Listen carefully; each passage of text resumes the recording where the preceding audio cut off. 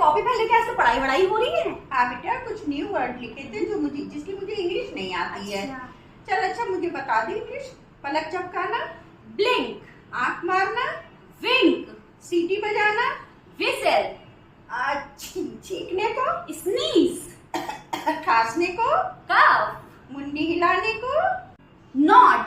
कंधा उचकाने को, श्रग।